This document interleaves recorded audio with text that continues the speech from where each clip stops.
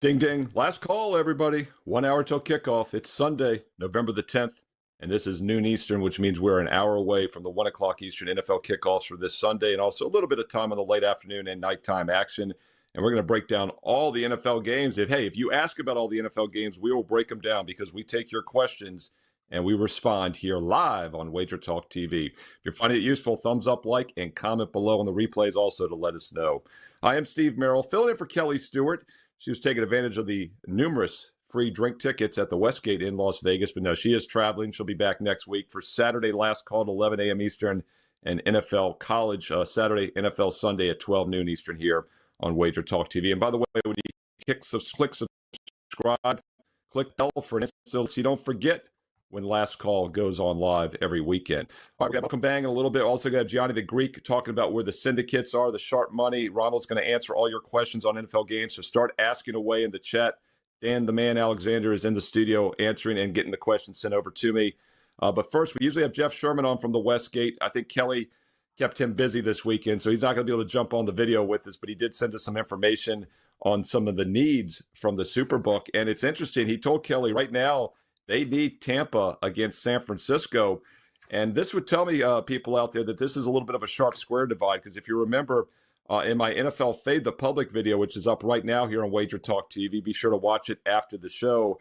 I mentioned 3 additional public dogs this week. Leans, not heavy, but Tampa was one of them. So the fact that the Westgate needs Tampa means a couple things. First of all, maybe there's some heavier sharp money on San Francisco.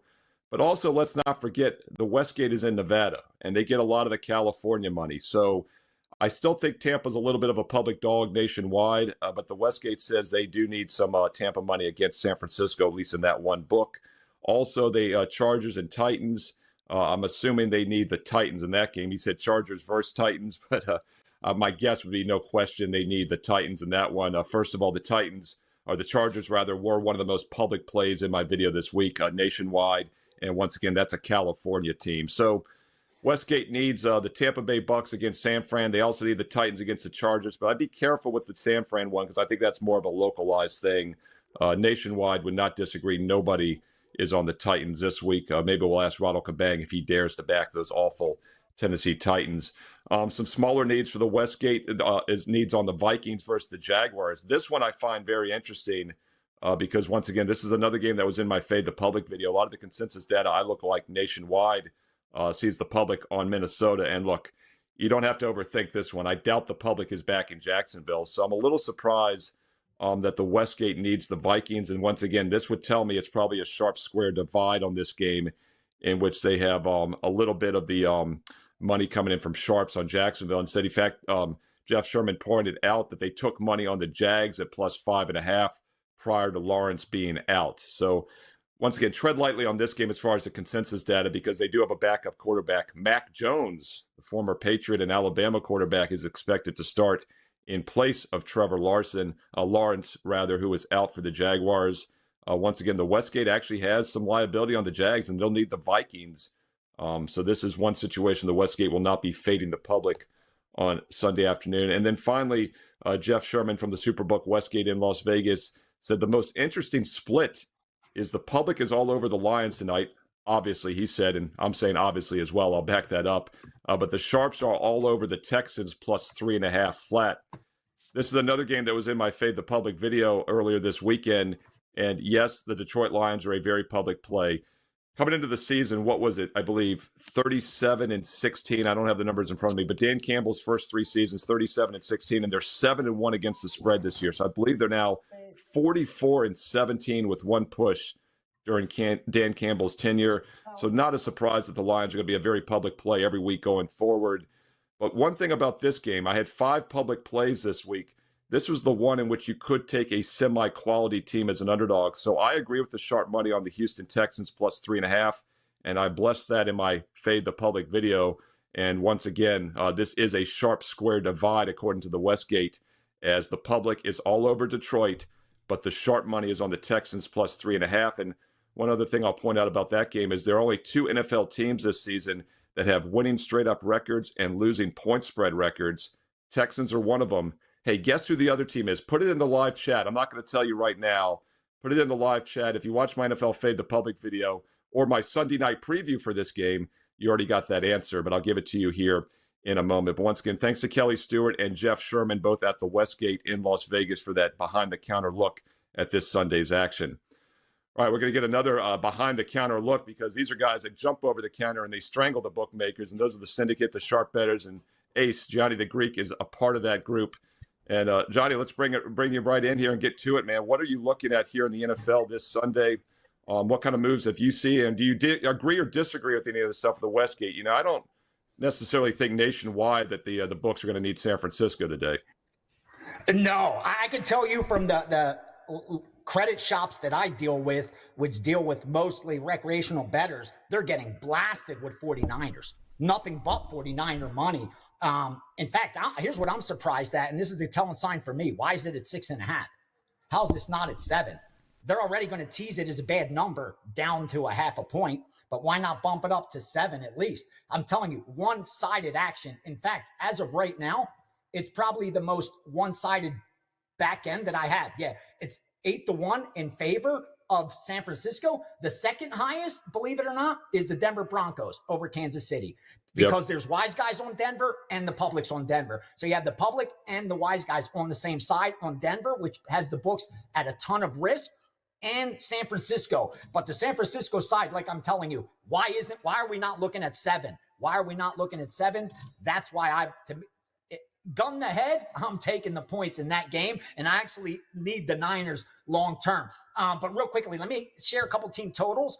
First half team totals that I don't use as premium plays, but hopefully they could help you even with your size that you like, or some first half and game totals. First half team total under 7.5 in the Broncos, under 7.5 first half team total, good up to -120. Under 13 in the Chargers, good up to -130. And then full game team totals, over 24.5 Atlanta Falcons, up to -125, and over 16.5, up to -150 on the Dallas Cowboys. There's some player props, but we won't get into them because the lines move significantly. Instead, I'll go quickly through the games and share what I can, top to bottom, Steve. Buffalo and the Colts, sharp money on the under, two-way sharp money on Buffalo and Indianapolis. I've seen both opinions there. Vikings and the Jaguars, nothing to report there. If you got out ahead of Minnesota, great bet. Otherwise, there's only one way you can play it now, Jacksonville or pass. Why were you sitting on the couch? Could have laid 3, 3.5, 4, 4.5, 5, 5.5, 6. Why wait till today to lay 7? So it's a dog or pass situation in Jacksonville. Steelers and Commanders, again, two-way sharp action. Earlier in the week, Betting Syndicate was trying to get 3 on the Steelers. After that, they've been laying the money line, even 1.5s or 2s on the Commanders. So good two-way action for the books, and it's not sitting on the key number, so they absolutely love it. Broncos and Chiefs, we touched on. Wise guys and the public on the Broncos. 49ers, we touched on. Patriots, Bears, nothing to report. Titans. They've been picking off the 8s earlier in the week on the Titans. That's why this one's now sitting at 7. Eagles, Cowboys, nothing really going on. The Dak Prescott situation is what the betting things are trying to get out ahead on. Jets, Cardinals, that's obvious. Steam on the Jets as dogs. And then again, on the money line as slight favorites. Tonight, you nailed it. I hate using the term, but that's what it is. Pros versus Joes.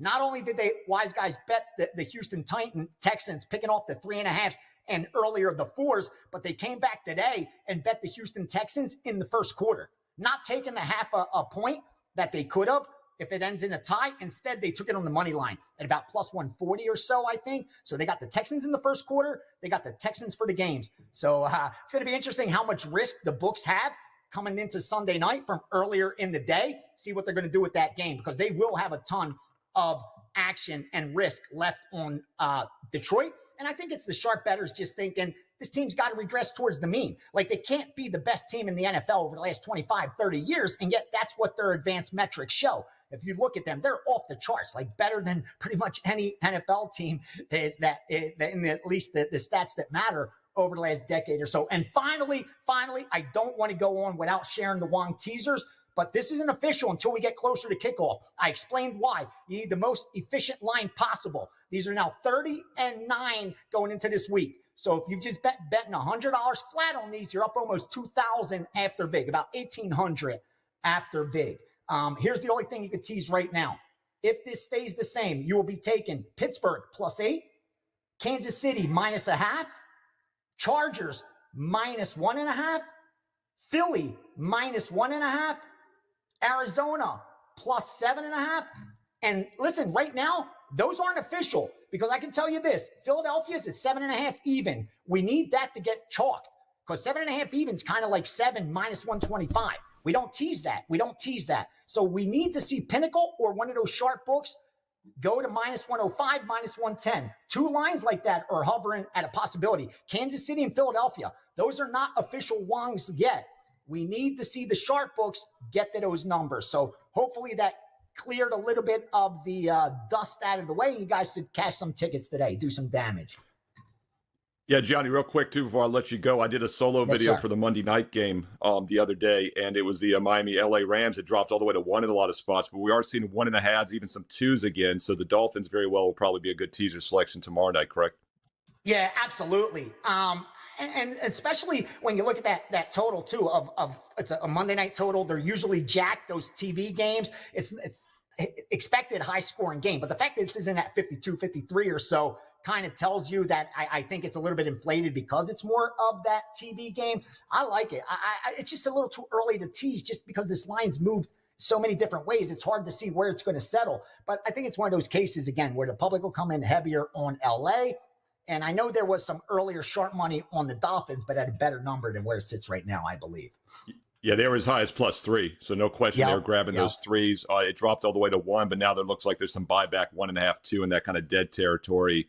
So, yeah, I think the Dolphins will probably end up going to 1.5 or higher. It'll be a good teaser tomorrow night. So if you do want to take a flyer, tie something else up with these Sunday teasers he just gave you, that Monday night one might be an option as well as an additional play. Gianni, we'll let you run, man. We know you're slammed on Sundays. Always appreciate it. And, of course, you're on Saturdays as well. Steam Room, tell them about that again. I saw you had it going yesterday. I think it was free for everybody yesterday, if I'm not mistaken. And right now, head on over. The link's available. Oh, boy. We're going through every single NFL game. Gave a bunch of props that I can't use even as premium plays, and stuff comes in like 3 or 4 tennis bets that we've placed. But we're about to do the afternoon games now. So head on over to the Steam Room, click that link. We'll be there for another 45 minutes, and we're going to pass along the Wong teasers in about 30 minutes as well, which ones are official. So thanks again for having me on, and best of luck this weekend to you, Steve, and everyone out there following along. Thanks, Ace. Great to see you, and we'll see you this week on Wager Talk Today. He's usually on Fridays on Wager Talk Today, and then Saturday, a last call at 11 a.m. Eastern college football, and right now, Sunday, noon Eastern. You saw him live here on Wager Talk TV. And once again, if you want to check out the Steam Room, go to wagertalk.com. Check out his page. If you have any questions, you can also contact customer support at Wager Talk. They are honestly the best in the business. All right, let's keep the NFL talk going. The chat is lighting up. I saw Roberto Gonzalez asked about the teasers, and Gianni got right to it. That was actually on the YouTube Shorts feed. Don't forget, you can find us on YouTube Shorts, TikTok, Instagram, on Twitter, X, and, of course, YouTube TV. And don't forget, if you're not in the live chat, if you're watching the replay afterwards, as most of you actually watch the replays, which is great, I do read the comments and reply back. So chime in. We love the support here on Wager Talk TV. Hey, thumbs up, like, if you're finding this useful, and how could you not? We've given you so much information in the first 15 minutes on where the sharps are, the public is, where the sports books have needs, some teasers. Take 2 seconds, hit that thumbs up, like, boom. Thank you so much. And once again, subscribe and click the bell for an instant alert so you never miss Last Call or any of the free play videos, which are up all week long here on the channel. All right, let's bring in Ronald Cabang. Ronald's having a great season, and he is an NFL expert as well, part of WagerTalk.com. And, of course, themoneyballer.com, Ronald, is a great site for people that are looking for some matchup data, some statistical data that I know you rely heavily on because you are a real quant, which I appreciate. You love back testing. You love backing up your theories with actual numbers. Let's get right to it. I mean, what are your thoughts on some of the games before we get to the questions in the chat? What are your thoughts on some of those games we just talked about? You know, sports books have both maybe sharps and the squares on the Broncos. And this is interesting. I pointed this out in my Fade the Public video, Ron, is that the Broncos are a public dog this week, but Kansas City basically, I think every win but 2 this year in their undefeated season have been by 7 or less. So let's start with that game. I'll ask you about Broncos Chiefs here. It's sitting on that key number of 7.5, getting closer to 7 though. Yeah, this one's pretty tough. I laid off of this game, but if you look at some of the situational spots, right, Chiefs coming off of the Monday night game, they also have the Bills on deck, so potential look ahead to that one. I think if you're looking at the Chiefs, you're really relying, obviously on their offense against a Broncos defense that's kind of been struggling against tight ends specifically, right? Then obviously DeAndre Hopkins, another week in the books for him, so he's going to get accustomed to this offense. And then, Denver, Bo Nix, right? Like obviously he's done pretty well for himself, but Kansas City's defense is a little bit different, right, compared to others. They've been really strong this season, but I think from a situational aspect, I think this is one of those games where Chiefs could win this game, do just enough to win the game, but not really have to go all out, especially with them having the Bills coming up in the next one here. So I would probably lean from a spread perspective towards the Denver side. Yeah, and Denver's defense is for real. This is a Denver defense that's been really good all season. Bo Nix, a little questionable. I really liked Baltimore last week. That is one spot in the video I recommended fading the public last week with Baltimore. I thought it was a bad spot for Denver traveling cross country against a Ravens team off the loss. But as you said, Chiefs coming off an OT Monday night win. It's a little bit of a different setup this week.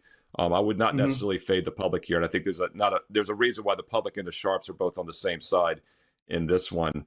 I'll tell you what, we're going to get to some questions in a moment, but I want to touch on another game we've touched on a lot so far, and that is that San Francisco-Tampa game.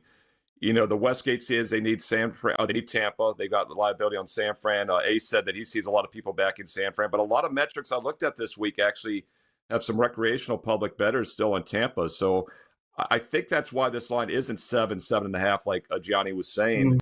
What are your thoughts on this game? 49ers Bucks. Bucks once again the other half of that Monday night overtime game you were talking about. Yeah, I mean, I think there's a lot to be said just because McCaffrey's coming back. And then one of the notes that I saw online was that Adam Schefter, he mentioned that McCaffrey, he's going to be, this obviously is going to be his first week back, but he's going to be in full force. What does that mean? I don't know. I mean, I was expecting him to be sort of limited at this point, but full force tells me he's going to be kind of fresh and going all out. And then obviously you have the Niners coming off of the bye week. And I look at Shanahan historically with the Niners, they make really good adjustments on the defensive side of the ball off a bye week. Opponents are 6-1 to their team total under when facing the Niners off a bye week, but they do, have to travel across country. They got the Seahawks on deck as well. The opposite side, you look at the Buccaneers, they're coming off of the Monday night game, obviously, and then they could also. This is one thing that I've been thinking about too. How do teams kind of look ahead to the bye week? Are they excited for the bye week? Are they just ready to get this game over? Things like that. So there's a lot to be, I guess, taken into account in this game specifically. I would look towards the Niners side. I do think that McCaffrey's going to bring a fresh look to that offense. I like the adjustments theory on the Shanahan coaching aspect to it. I mean, being able to limit over however many years he's been with the team to limit opponents to 6-1 to their team total off buys. That's a really strong indicator that they're going to show up defensively. So I love the WagerTalk live odds screen, and it is real time, and I use it every day, and we have it open right now. And literally, Ron, right now it is lighting up like a Christmas tree. On Kansas City has just dropped to -7 almost across the board. Literally 5 minutes after we all just talked about that game. So how crazy is that? Once again, Johnny was saying that public and the sharps were on the Broncos at +7.5. That Kansas City really wasn't a long teaser because it was 7.5 even. And now it is 7 across the board. So if you're not using the WagerTalk live odds free screen, the free live odds screen, check it out right now. There's a link at the top of wagertalk.com, and it is lit up, and it is now Kansas City -7. So that would not be an official teaser play for Sunday. Just want to point that out to everybody. Speaking of those teasers, let's look at some of those games in which we did talk about the key numbers. We'll save the Sunday night game for a moment, but one we haven't gotten to yet is Jets and Arizona, and that's currently sitting 1.5, juiced a little higher. There's even some 2s. So the Cardinals right now at 7.5 or more definitely qualifies a good 6-point teaser. Any thoughts on this game, Jets at Cardinals, one of the late afternoon games? Yeah, looking at some of the situational stuff here, Jets coming off of the extra rest. Obviously, they're not on a bye, but they played on Thursday.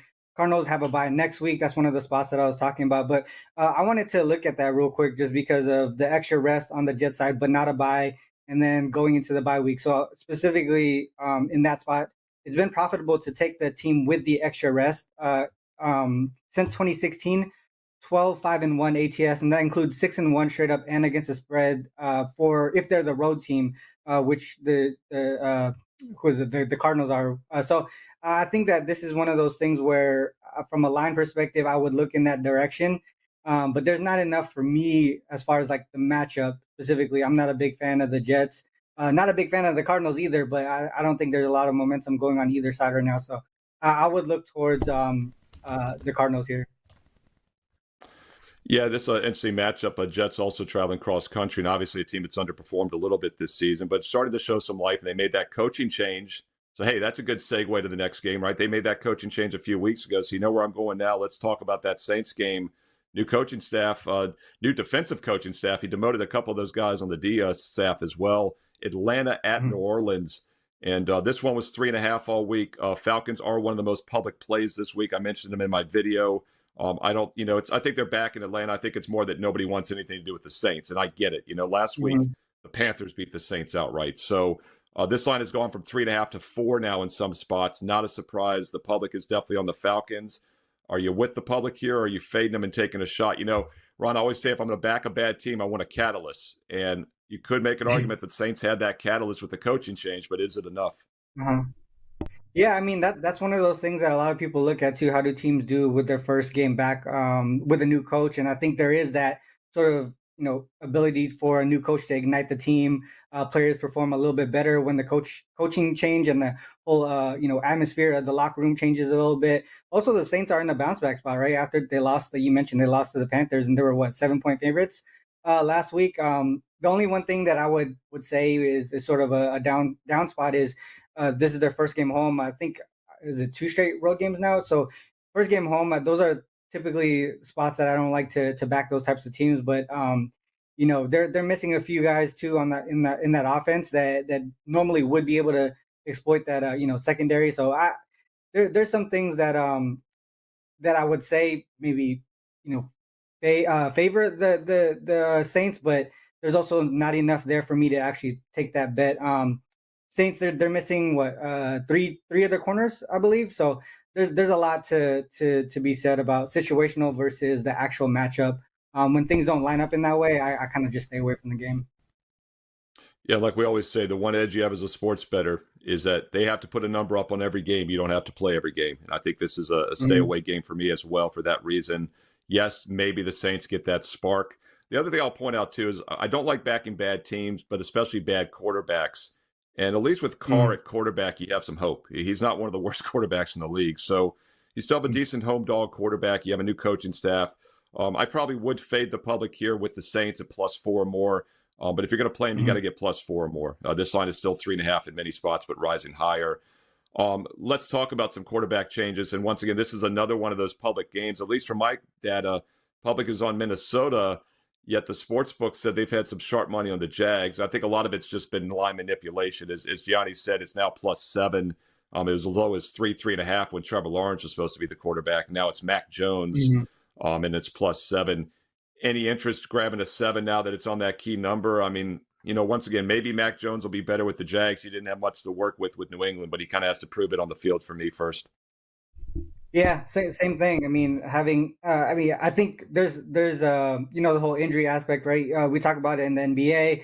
Sometimes it happens in the NFL when one key player is out. Typically, the rest of the squad kind of steps up in that replacement. That first game.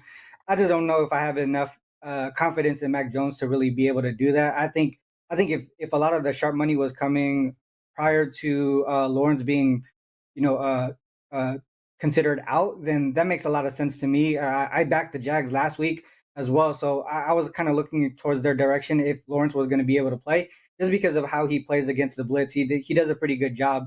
Mac Jones is a totally different story. I think with the Minnesota side, they got more offensive line help. They're going to be able to protect Darnold a little bit better. So I think they have more momentum on their side. Obviously, 7's a big number in this situation, especially on the road against the Jags. But and I think the Jags defense is I think they're a little bit better than what some of the numbers show. So I could see this actually going under for the most part, because Mac Jones, I don't know how much offense they're going to have on their side. And Jags defense a little bit underwhelming right now. Maybe they step up in this situation here because they know their offense can't really carry them. So I would actually look towards more an under type game than anything. A little under from Ronald Cabang in that Minnesota-Jacksonville game. And once again, we're taking your live questions. We've done about half the games on the board, but if you want one specific game before we do the others, let us know. We'll get to it first. Ask away, whether on YouTube Shorts or YouTube TV here, WagerTalk TV, of course. There is actually a question I saw here earlier. asking about how we recommend playing all these teasers. It's Brand Payton actually had a good question. He goes, do you actually play these? How do we play these? Do you make a bunch of two-teamers? Does it matter which ones you pair together? I'll get your thoughts on this as well, Ronald, but my personal recommendation would be if you have 3 or 4 teams that are in good, 6-point teaser situations, I would just round robin them all as 2-team teasers. You don't want to put 2 together and then not mix them with one of the other teams because they're not correlated. Everyone's a single result. You could play a big 3 or 4 teamer for a little bit smaller percentage of bankroll and hope to have a monster day. My recommendation there would be whatever you do, just be consistent and do it every week because you're not going to probably go 3-1 or 4-0 every week on the teasers. But I personally just round robin them, meaning you're making all the different 2-team combinations, with A and B, A and C, A and D, B and C, B and D, C and D. So you'd have 6 different teasers if you had 4 teams. Ronald, what are your thoughts on that? Yeah, I'm actually not a big teaser player. I usually do, sides, totals, and team totals. Those are my go-tos. And you say, what you mentioned earlier about being consistent without, however you bet, if you're doing well with it, I think just stay consistent with doing that, right? Know what your strengths are. Go away from things that are sort of like questionable bets where, I was looking at my my history in, we keep track of all our bets, right? So we look at like 2%, 3% and all that stuff. If you're like, I look at the history and I know that my 2% or lower aren't as great as my 3% or higher. So just thinking about, if people follow me on Twitter or X, whatever you want to call it, I was talking about volume, right? Like some people are great at high volume betting, there's Gianni and all those guys. So, but all other people, they have to look back, kind of reflect on how they're doing as far as like betting wise, be consistent with what is working for you. So I would say, right now, like I'm not a teaser bettor. I'm not gonna add that to my tool belt. But if you guys are just like, as a recommendation, look back at the previous 9 weeks of the NFL, see what was working, see what wasn't, take away the things that weren't, and then you'll see how much more money you would probably been profitable in the long run. So that's my recommendation. Nothing on the teaser side. No, but I like the big picture thought about, and I said it too, whatever you do, be consistent. And I'll give a good example in the NFL. Whenever you're playing an underdog, you should theoretically put a little bit of it on the money line because most teams in the NFL that cover win straight up. And by the way, I'm going to get to that trivia question for you earlier. There are 2 teams in the NFL this year that have winning straight up records, but losing point spread records. One of them is, of course, the Texans on the Sunday night game I mentioned earlier, and give it answer in a couple minutes. Who do you think the other team is that has a straight up winning record but a losing spread record? Comment away in the live chat, and I will tell you in a moment. But the reason I bring that up is because normally when a team wins straight up, they cover the point spread. Now, I don't recommend laying minus 200, minus 300 money lines really ever. So if you like a favorite in the NFL, just play that full unit on them. But if you like an underdog, you could definitely make the case that you put maybe 3/4 of a unit on the point spread, a quarter unit on the money line. But the key is, or half and half, but be consistent, right? Because you're going to have games in which they cover but lose outright. So just be consistent week to week. But money line underdogs in the NFL is something you can do in the NBA as well. It's not a bad approach in any sport when you like an underdog in football to play a little on the money line. All right, we're getting those live chat questions on different games that we haven't talked on yet. So let's touch on yet. Any thoughts on Bears and Pats from Titan CT, one of our loyal viewers each and every week here on WagerTalk TV? Yeah, looking at some of my situational notes on this one, Patriots coming off of the OT game. Bears first game home off of 3 straight road games. I talked about that earlier. That's sort of a fade spot for me. Also, Bears potentially looking ahead to a divisional matchup against the Packers. For me, I think if you look at the Patriots side, obviously they're going to be. I think they're going to have a favorable matchup with Stevenson against the Bears defense. I think they got hurt by Connor last week as well. So I think the running game is going to be what the Patriots are going to really rely on. I think if they're able to sort of like keep some protection on that, run the clock, have long possessions and all that stuff too. So I think the run game is going to be what they're going to rely on to stay to keep this game close. Basically, I don't know if they're going to, as far as like total wise, I'm not too sure about the over. I think the under is the way to go. I like when third down conversions are a high probability. I like when teams run long drives and people expect a lot of points. More points than than not. So I think the under is the way to go. I know the total is kind of low, but for the most part, I think it's just going to be an ugly game. I think both offenses really rely on the run and long drives and lead to like field goals or something like that. So that's the way I would look. I know low totals is hard to take an under on, but I don't like either of these offenses right now. Well, this total right now is 37.5 at almost all the books, except one of the sharper offshore books just a few moments ago dropped to 37. And that half-point move is huge because there's probably a 4 to 5% chance this game will land exactly on 37. It's one of the most key numbers with totals. So if you like the under 37.5 like Ronald Cabang does, grab it sooner than later because we are starting to see some 37s out there now with the Patriots and Bears. All right, here's a game, maybe the biggest game of the afternoon, definitely the biggest 1 o'clock Eastern game, and we haven't talked about it much. And it's not my Washington Commanders against the Pittsburgh Steelers. And this is and someone is actually asking directly about this game because it is so big, as you see on the screen there. And Brian, I don't disagree. Mm-hmm. This is a big one here. Brian Wise wants, what about the Pitt-Washington game?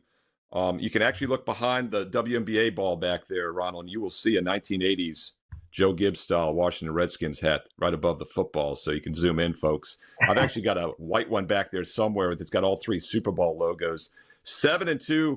Not my Commanders. Man, I'd be rooting for them if they were the Redskins still. And I just can't get on board. I don't feel like this is the same franchise even. But yeah, it's a big game. Pittsburgh 6-2. Commanders 7-2. I believe they're also 13-4 against the spread, if I'm not mistaken. They've almost covered all those games, too. Maybe 2 of the best moneymakers in the NFL. Something's got to give. Yeah, I mean, I think I always start with the situational notes. Those are always the first things that I look at when I break down games, and then it goes to the matchup. Then it goes to the stats and trends. But like from situational aspect, Steelers, they do have that rest advantage. But they have the Ravens on deck, and then the Commanders, they have a short week ahead of them, right? They have a divisional matchup against the Eagles. So I'm not sure how focused they're going to be in this fight, and that's probably why the line is where it is right now. I know they got Russell Wilson has a little bit of momentum on his side. Maybe be able to take care of that. Take advantage of the Redskins. Commander secondary. Tomlin, he has a pretty good track record as an underdog, so I think that's something to think about as well. I know Washington has made some deals with to get Lattimore, but I'm not sure if he's gonna be in today or not, or if he's gonna play. But I think there's a lot of things on the Pittsburgh Steelers side that I feel like back them more than the Commanders as far as like situational and things like that. I know from a matchup perspective, it does seem like Washington should be able to cover easy, but there's one thing that I hear a lot, learning from other folks in the industry and how line kind of tells a story. I think one of those things, the line is telling a story that I feel like Pittsburgh might be the spot in this one. So I would lean towards the Steelers side. I actually did a standalone video on this one too, which people can still watch before kickoff here on WagerTalk TV, and I recommended the over.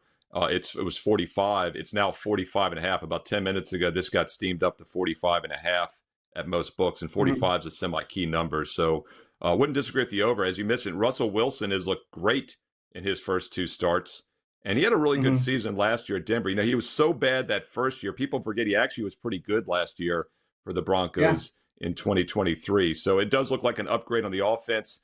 And the Commanders' offense has been good all season, and the defense has been suspect at times. So should be a great game. Some friend man, there is, but they're not my Washington Commanders. Maybe one day. Got them the Caps once when they made the Stanley Cup. I'm so about that in my NFL playoff videos. Hey, Big Daddy, as loyal of any viewer we have, and Big Daddy has a question. He's asking about a game that we might want to talk about here, and that is that Detroit-Houston game. And I mentioned, let me give the trivia question answer first. The other team with a winning straight-up record and losing point spread record, not the Texans. Do you know who it is, Ronald, real quick, just off the top of your head? Yeah, I cheated. I looked. NFC team. I cheated. I looked. I know who it is. Yeah, I knew you could look in like 2 seconds. Go tell people. I wanted to act smart, but I'm not gonna be a jerk. You're too honest. You could have looked so smart, but I figured you had that access. Yeah, no, I looked. I know who it is. Are you seeing the Packers? I mean, in your database, are you seeing that as well? The Packers were the only other team. Yeah, I got the Packers. Packers at 6-3 straight up, 4-5 ATS. Same here. Yeah, and there's a lot of teams, by the way, that are 500 teams, winning or losing spread records, and a lot of, I think, losing teams. There's 5 or 6 losing teams that have a winning spread record, 500 or better, actually. So Yeah. anyway, it's an interesting concept. I mean, there's two ways to look at it here. My take on Houston was that they were going to be overrated this year after, a monster breakout season, being the second to worst team in the NFL the year before. And I think that's why they have a winning record, losing point spread record. But now in the second half of the season, you can also make an argument maybe there's value with them for that reason. The public hasn't been cashing with them. And as we've heard earlier in the show from both the Westgate and Gianni the Greek, I think as well, I mean, Detroit is a public play here for good reason. They've been the best point spread machine in the league under Dan Campbell for 4 years now. But we're getting a quality team as a 3.5-point home dog on Sunday Night Football. Big Daddy wants to know, what are you doing with this one?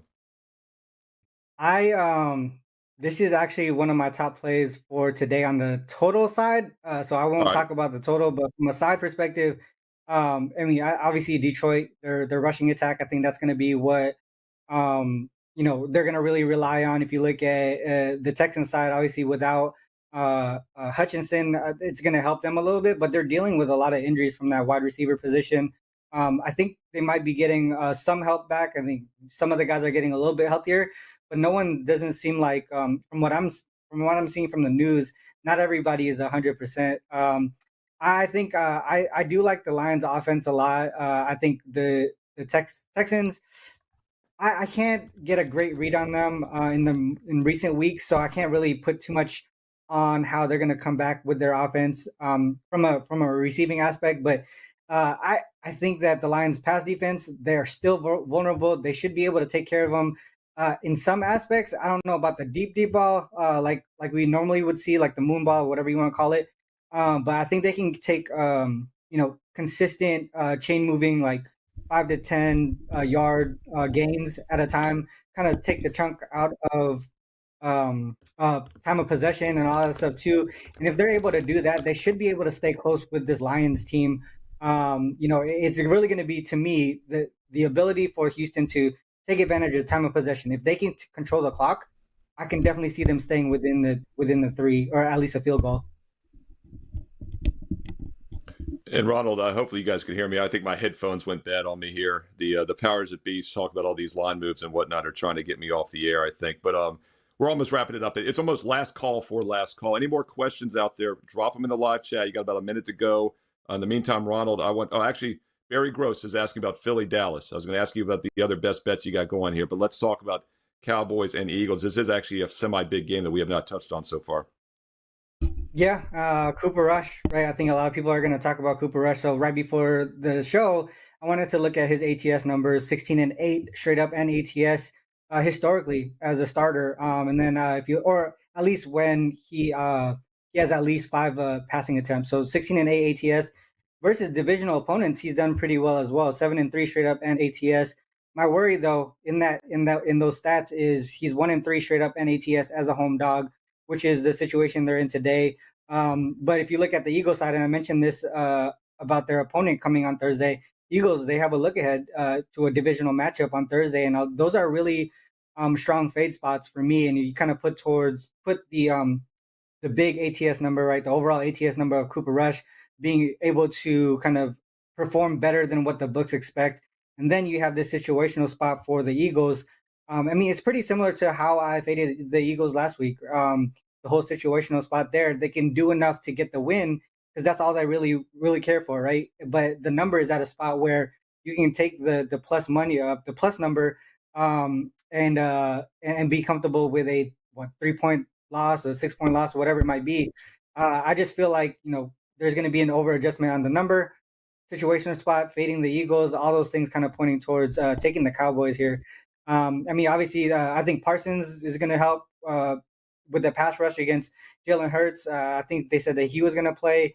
CeeDee Lamb is expected to play, so he's going to get his tools.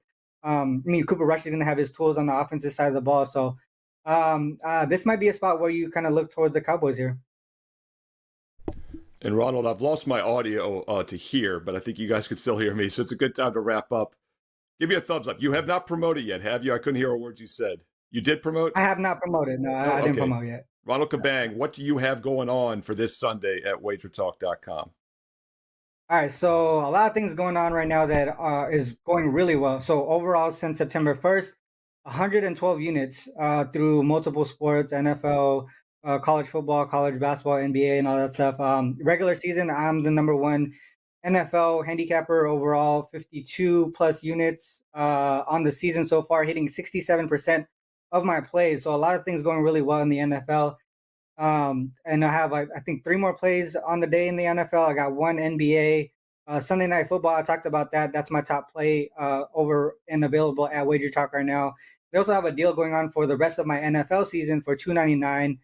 The regular price is $3.89, so you get a pretty solid deal there. And yeah, NFL going really well. So if you guys are missing out on profit, that's the way to go right now. Is take advantage of that deal, the NFL deal.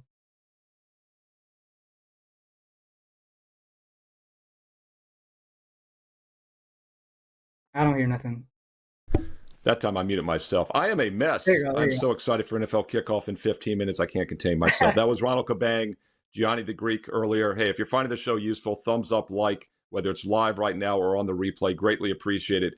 Comment below. We do read the comments and reply back. Subscribe and click that bell for instant alerts. I do have 3 strong NFL best bets for this Sunday. It's available right now. And don't forget also a 3-day sampler is still available for just $49 with promo code STEVE3. Steve, the number 3. Steve 3 gets you 3 days and nights of football and basketball for just $49, and that includes all 3 of those strong NFL best bets for this Sunday. I have an advanced Monday night football best bet up, and you also get basketball along the way. Steve 3 for 3 days and nights for just $49, WagerTalk.com. That'll do it. Check out WagerTalk today at noon Eastern, Monday through Friday. College football last call next Saturday at 11 a.m. Eastern, and we'll be right back next Sunday here at noon Eastern with answering all your questions. Enjoy the games. Best of luck, and we'll talk to you again soon here on WagerTalk TV.